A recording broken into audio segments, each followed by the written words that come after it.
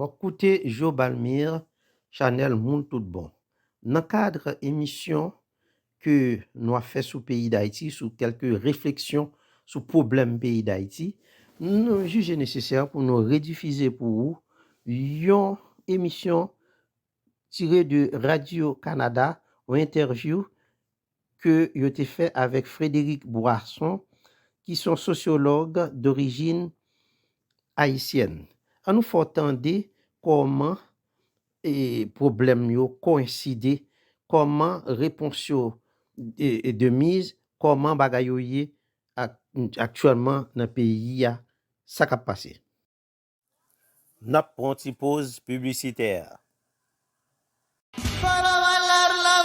Mes amis, mes boutiques communautaires à bancaire, la Bamba Store Plus. La Bamba Store Plus, chita là, dans 1815 North East 64e Street, North Miami Beach, téléphone 754 422 85 78. Ou content de parler de One Stop Shopping, la Bamba Store Plus, c'est vraie définition. Gros français t'a dit, dépanneur de proximité. Trois bagailles. Nous juste dit ou wap joindre toute bagaille là, yon seul côté, la Bamba Store Plus. Dans la Bamba, gen tout bel style rad pour mesdames yo, messieurs yo, gen produits cosmétiques, électroniques, accessoires, bon, articles divers. Ou ka fait transfert l'argent. Et puis, Maxime Tax Multiservice, chita en deux dans la Bamba Store Plus. Ça fait taxe rapide, maximum refund, c'est JPPAP. Assurance vie, assurance santé. Ah, nous voulons me dire plus toujours? Eh bien, m'ta tout fait. Vous causez qui gagne dans la Bamba Store Plus. Nous pensons m'ta fin parler aujourd'hui. Al règle cause entendez dans la Bamba Store Plus, 1815 North East 164e Street, North Miami Beach, au sonoré les 754 422 85 78.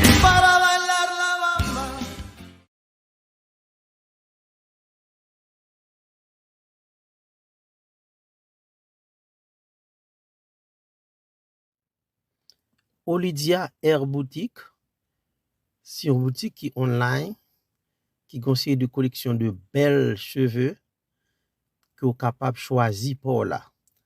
Top product. C'est de belles produits que vous avez dans Olidia Air Boutique. Et pour communiquer avec Olidia Air Boutique, vous êtes capable d'aller online,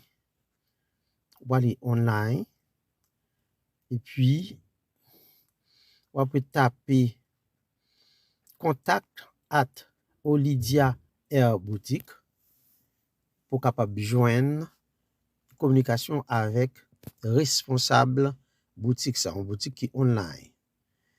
Et pas oublier, dans Olidia Air Boutique, il y a une série de produits qu'on est capable de joindre, tant que Air Bundle, 6, etc., toute qualité bagaille qu'on a besoin pour faire corps belle. Gen belle bail tout pour mettre et pour placer pas seulement cheveux qui gagnent, gen l'autre accessoire, l'autre produit qui est très intéressant avec des prix abordables qu'on capable joindre dans Olidia Air Boutique. Dans Olidia Air Boutique, c'est Wololoy. Quand les belles bagailles qui a passé, belles cheveux, vous comprenez, et vous capable entendre nous avec responsable boutique là. Ka email yo tout. Olidia Air Boutique.com.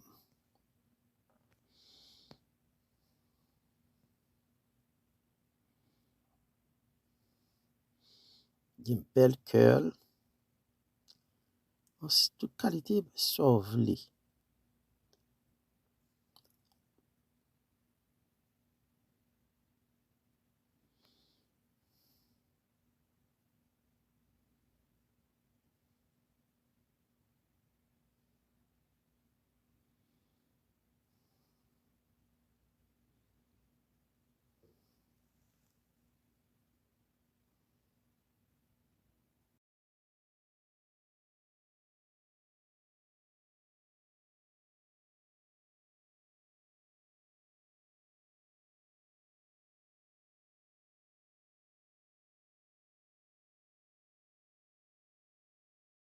Alors que la situation institutionnelle et socio-économique en Haïti ne s'améliore pas, de plus en plus de voix dénoncent l'emprise que certaines puissances étrangères exercent sur le gouvernement haïtien. Particulièrement visé le Core Group, un groupe de diplomates étrangers qui tiendrait les rênes des affaires internes, un groupe dont le Canada, les États-Unis et la France font partie. Pour en savoir plus, je joins Frédéric Boiron, sociologue québécois d'origine haïtienne. Monsieur Boiron, bonjour. Bonjour. Certaines voix dénoncent la mainmise de cet organisme, le Core Group, sur les affaires politiques en Haïti. Comment le Core Group a-t-il été formé et dans quel domaine agit-il? En fait, pour comprendre ce qui se passe en Haïti avec ce fameux Core Group, il faut revenir à un article de Michel Vastel dans l'actualité du 15 mars 2003. Et dans cet article, il parle de l'initiative d'Ottawa sur Haïti. Il dit que justement la France, les États-Unis, l'Organisation des États américains, la Commission économique européenne et le gouvernement du Canada s'étaient rencontrés au lac Meech pour décider de comment trouver une façon de mettre Haïti en tutelle sans jamais nommer qu'il s'agissait effectivement d'une tutelle parce que c'est un mot qui ne passe pas en Haïti. Et le Core Group, en réalité, ce sont ces mêmes acteurs, donc des ambassadeurs, des représentants de ces organisations-là, qui décident de tout ce qui se passe en Haïti. Oui. Affaire de tutelle là, ça veut dire Haïti, c'est sous l'obédience moun sa qui l'a évolué. Haïti, c'est tout en marionnette. Que yo même yo kembe code là, c'est eux qui décide qui fait tout bagage. C'est qu'on ti machine que ou ap téléguider yo ou gen ti avion ka vle van l'air ou faire salve ou faire sauve là avec ils ont ti jouet haïtien tourner et Haïti tourner dans mer yo, c'est eux même qui décide de tout bas. Même mon président, on va entendre ça puis devant, mais mon président qui a élu et pour élu dans pays c'est eux même qui pour décider pour dire qui est-ce qui pour bon qui est-ce qui pas bon. Dernièrement les président et suite mi qui était monté au pouvoir, il peut aller expliquer ça. Eh bien, il faut connaître que même monsieur qui était responsable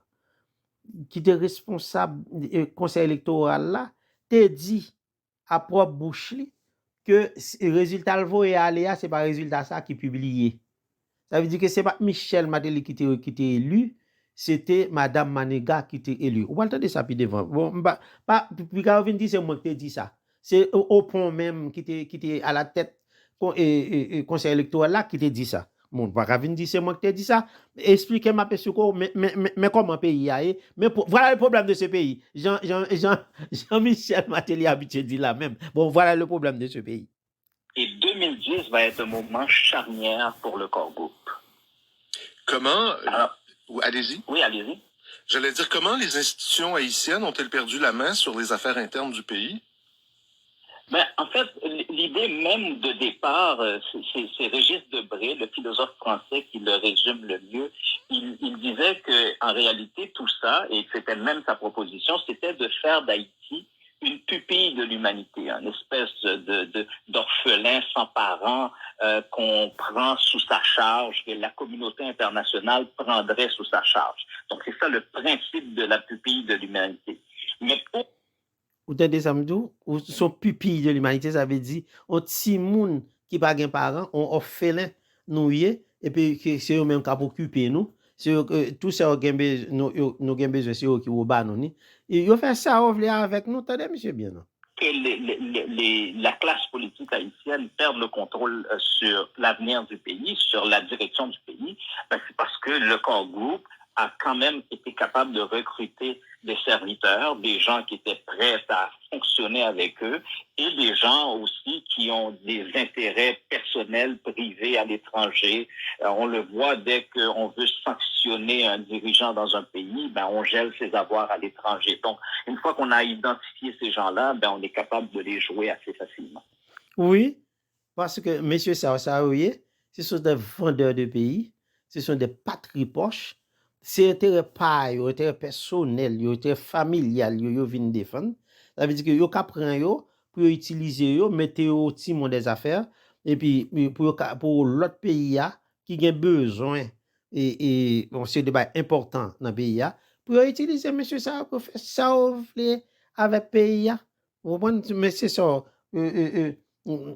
autant de ça, monsieur Djoui, monsieur, c'est de rester avec un bon français, un bon créole, rester avec moun qui vend pays, moun qui patrie poche.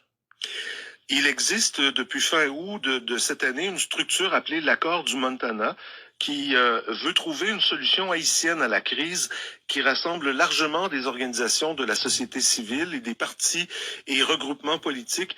Quels sont les objectifs de cette structure et quelle marge de manœuvre a-t-elle?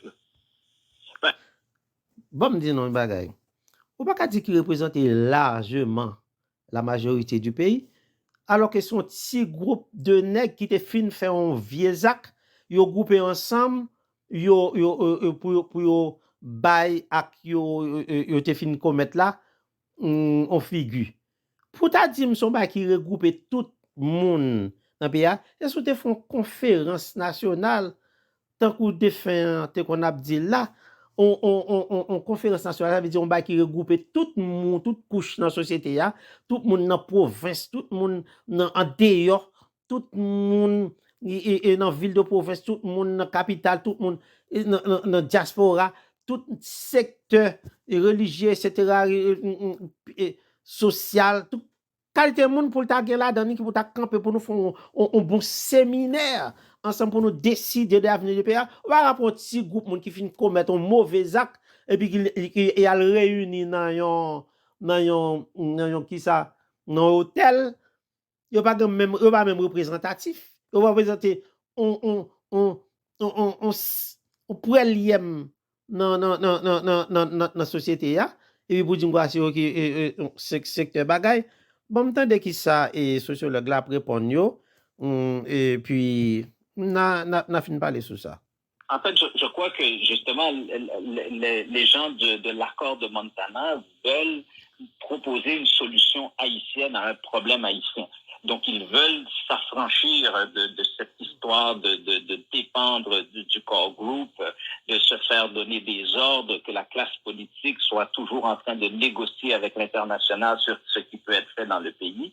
Mais encore là, il faut voir est-ce que c'est possible justement pour ce regroupement de tous les acteurs de la société haïtienne de contourner cette force énorme que représente le core group, parce que c'est quand même eux qui financent les élections, c'est eux qui financent une bonne partie de l'économie haïtienne, qui contrôlent aussi certains organes de l'économie du pays. Ce sera extrêmement difficile de les contourner. Donc, mais en même temps, les gens autour de l'accord de Montana se sont donné 2 ans pour réarticuler l'état de droit en Haïti. Je crois que c'est quand même extrêmement ambitieux de penser que ça peut se faire en 2 ans, compte tenu qu'il y a eu 30 ans de dictature et plus de 30 ans de tergiversation. Je crois qu'il devrait considérer que Haïti est à l'an 0 de l'implantation de la démocratie, donc ça ne peut pas se faire en 2 ans. Il est beaucoup question des gangs qui font régner la terreur dans certains territoires d'Haïti. Comment ces gangs réussissent-ils à imposer leurs lois? En fait, voyez-vous, Duvalier avait les tontons macoutes pour le protéger, donc une garde privée finalement qu'il appelait les volontaires de la sécurité nationale. Ce sont des gens non expérimentés, avec aucune formation, qui protégeaient le régime en échange de droit même de voler et de violer des gens. Alors, les gangs, ça a été mis en place par le régime de Michel Martelly, qui était... Michel Martelly est le candidat nommé par le core group aux élections de 2010. Il a été prouvé qu'il n'a pas été élu, que les résultats des urnes ont été inventés pour le mettre au pouvoir par le core group. Je tiens à le préciser que ça a été inventé par le core group avec la complicité d'une classe politique haïtienne qui a négocié aussi qu'on le mette au pouvoir. Et ça, c'est pas moi qui le dis, c'est le directeur, c'est le coordonnateur du conseil électoral haïtien qui dit que les résultats qu'il avait soumis, qu'il avait remis, n'ont pas été ceux qui ont été communiqués. Donc, ça vous donne une idée. Et d'ailleurs, il y a Juan Gabriel Valdez qui explique dans une entrevue que lorsqu'il était en Haïti en 2010 avec Lionel Jospin, l'ancien premier ministre de France. Ils ont rencontré le Core Group et les gens du Core Group avaient dit à Jospin qu'on était en train d'organiser le deuxième tour, alors que le premier tour n'était même pas encore complété. Donc, c'est pour vous dire que tout était décidé d'avance. Donc, les gangs, en revanche, c'est que le gouvernement choisi par la communauté internationale devait se donner des moyens de se protéger. Et les gangs, c'est l'équivalent du principe mis en place par Duvalier avec les tontons Macoutes. Et Michel Martelly, qui était celui qui avait été nommé par le Core Group, s'est entouré de ces gens-là et ils ont perdu le contrôle. Et son successeur, Jovenel Moïse, qui a été assassiné, après l'assassinat de Jovenel Moïse, c'est la débandade totale parce qu'il n'y a plus personne pour contrôler les gangs. Comment pensez-vous que la coalition pour une solution haïtienne à la crise pourrait faire repartir le pays sur de nouvelles bases? Il y a un ensemble d'éléments que ce groupe-là, ce regroupement doit tenir en compte. Essentiellement, je crois qu'ils ne doivent pas perdre de vue que pendant qu'il y a toutes ces diversions, il y a plein de choses qui se passent dans le pays. Il y a essentiellement, je veux toujours rappeler que le programme des Nations Unies pour l'environnement avait, dans un rapport publié en 2010, justement dit que dans le sous-sol haïtien, il y a de l'or, de l'argent, du cuivre, du nickel, du marbre. Et il y a plein de ressources là-dedans. Et pendant qu'on fait tout ce palabre autour de l'avenir d'Haïti, il y a des compagnies comme Horizon Minerals, il y a Magiscor, des compagnies canadiennes, il y a CVS Mining qui sont en train d'exploiter le sous-sol haïtien à l'abri de tous les regards. Parce qu'on regarde ailleurs, pendant ce temps-là, ces entreprises sont en train de piller le sous-sol haïtien. Alors, regardez samedi, non? Dis-nous ça. Pendant que nous-mêmes, nous avons fait zizani entre nous, nous avons gommé entre nous, et gagné des compagnies qui déjà sur place, qui a ramassé l'eau, ramassé pétrole, ramassé tout minerai important que nous gagnons dans le pays. Quand vous êtes dans le pays, que nous-mêmes, nous avons une diversion, et si groupe de gang qui a gommé ici, gommé l'autre bord, et puis, tandis que dans fond tableau, pas derrière rideau, c'est gros négociation, c'est pile l'argent cap mené, c'est sous ces pays, nous sous ces sous-sol, nous bagay ça l'île pour nous comprendre, l'île pour nous mettre tête nous ensemble, comme moi te dit nous, m'habitué dire nous déjà, il est pour nous mettre tête nous ensemble pour nous reprendre situation en main. Écoutez, Mounio. Il faudrait que cette coalition de tous les acteurs de la société haïtienne soit consciente que le pays, la véritable richesse du pays est en train de leur échapper présentement. Si on veut développer ce pays, il faut penser au sous-sol du pays. Et actuellement, ce sont des compagnies américaines et canadiennes qui sont en train de s'enrichir. On doit parler aussi des intérêts économiques pour certains pays du Core Group. Pourquoi veulent-ils maintenir leur emprise sur Haïti? Justement, je vous parlais de CVS Mining. CVS Mining, c'est une entreprise, jusqu'à sa mort en 2019, un des actionnaires de cette entreprise-là, sur le conseil d'administration, on retrouvait Tony Rodarm. Tony Rodarm, c'est le frère de Hillary Clinton. Et pour vous montrer comment que la classe politique est au service de ces gens-là, un autre membre du conseil d'administration de CVS Mining s'appelle Jean-Max Bellerive. Et Jean-Max Bellerive, c'est l'ancien premier ministre d'Haïti. Donc, vous voyez comment tous ces gens-là travaillent ensemble pour piller le pays. Et des entreprises comme Magiscor, qui est une entreprise canadienne, avaient fait de l'exploitation minière en Haïti la plus importante, le porte-étendard de l'entreprise. Donc, ça vous donne une idée de ce qui est en train de se passer. N'oublions pas non plus que les travailleurs haïtiens dans ce qu'on appelle les sweatshops, les ateliers de misère, en 2010, le gouvernement haïtien voulait augmenter le salaire, tenez-vous bien, à 61 sous de l'heure. 61 sous de l'heure. Le gouvernement Obama est intervenu au nom de Hanes, JCPenney et d'autres entreprises de sous-traitance pour exiger et obtenir que le salaire maximum, qu'on pouvait verser serait de 61 sous. de 31 sous au lieu de 61 sous. Alors, ça vous donne une idée de ce qui se joue, une main-d'œuvre à bon marché et un sous-sol à exploiter au maximum. Nous entendez causer? Ça veut dire qui ça? Ça veut dire qu'il faut que nous mettions tête nous ensemble pour nous contrecarrer situation ça. Parce que des débats qui a passé dans le pays ça, mon cher, si nous pas prenons décision, eh bien c'est nous tous qui avons perdu. Est-ce que les Haïtiens ont conscience de ce core group et de son emprise sur le pays? Et voyez-vous, quand l'envoyé spécial américain Daniel Foote a dénoncé l'existence du core group, je pense que la communauté internationale, en tout cas ici au Canada, on a réalisé que le Canada faisait partie de ça, mais c'est quelque chose que tout le monde en Haïti est au courant de l'existence de cette affaire-là. Et moi, j'ai eu une rencontre avec l'ancien ministre des Affaires internationales du Canada, Marc Garneau, au mois d'août. Et Marc Garneau avait demandé et exigé que l'actuel premier ministre d'Haïti réalise des élections en décembre 2021.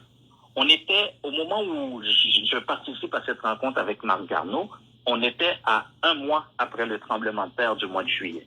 Donc, ça vous donne une idée, c'est que cette décision d'avoir des élections en Haïti n'était pas une décision haïtienne, c'était pas une décision logique, c'était une décision canadienne, c'était une décision du core group.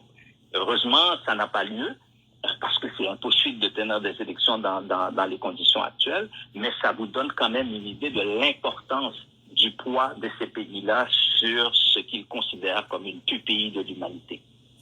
Est-ce que les Canadiens d'origine haïtienne agissent, interpellent le gouvernement fédéral face à cet état de fait? Eh ben voilà, c'est ce que je vous disais, c'est cette rencontre que j'ai eue avec Marc Garneau. Nous étions une vingtaine de personnes à cette rencontre-là pour essayer justement de faire valoir notre point de vue.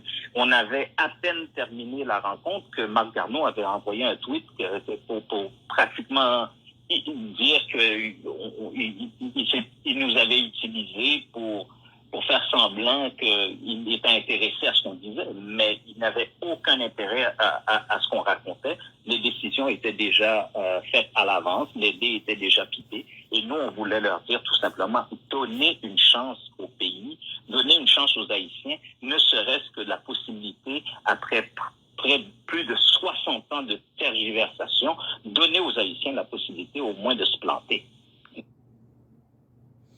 Justement, les dés sont jetés. Tout bagay yo déjà fin fait déjà. Yo déjà prend toute décision qu'il a prend pour pays. Mais songez, il a noté esclave. Dé a été déjà jeté depuis des centaines d'années. Mais nous-mêmes, nous te réunis tête nous avec Dessalines, nos congrès à la caille. Nous te dit ça pas qu'à fait. Malgré toute machination que tu faite, nous te dit ça pas qu'à fait, nous te prend décision, nous te renverser situation et nous te renverser situation non point de vue mondial. Comprendre? Donc ça veut dire que ti radier ça, ti jouer ça, nous ka toujours déjouer. M'écoutez nous. Même ça, on leur donne pas. Monsieur Boiron, merci beaucoup d'avoir pris le temps de discuter avec nous cet après-midi. Le plaisir est partagé. Bonne fin de journée, au revoir. Au revoir. Mon avis. Eh bien, nous te fait nous entendre interview ça dans son intégralité. Son façon pour me dire nous-mêmes, nous comprendre situation pays nous t'amène pour tout le monde comprendre. Nous t'amène pour nous tous qui fin dans de là pour nous partager. Partager li by tout le monde pour tout le monde qui attendait mais comment il y a manigancé et by européen. Nous gagnons moun à l'extérieur, l'autre pays, groupe etc. qui a frappé sur nous. Il en est de même, il y a des moun à l'intérieur même pays qui complice ensemble avec eux. Regardez bien situation nous à travers le monde. Tout côté nous passé, nous en danger, comme des fins nous t'es chanté déjà. Tout côté nous passé dans tout pays, si vous voyez nous tourner, nous toujours gain problème. Même là, Saint-Domingue, qui ont territoire qui censé pour nous. On voit nous te fait au cadeau parti là-dedans, mal distribué. Bon, ok, même là encore, il a refoulé ressortissants nous. On a dit que nous-mêmes nous sommes pestiférés, nous sommes citoyens indésirables. Eh bien, prenez-nous, mettez tête nous ensemble, toute traite, toute congé, maîtrisez pour nous voir si nous sorti dans situation ça nous. Abondez salut.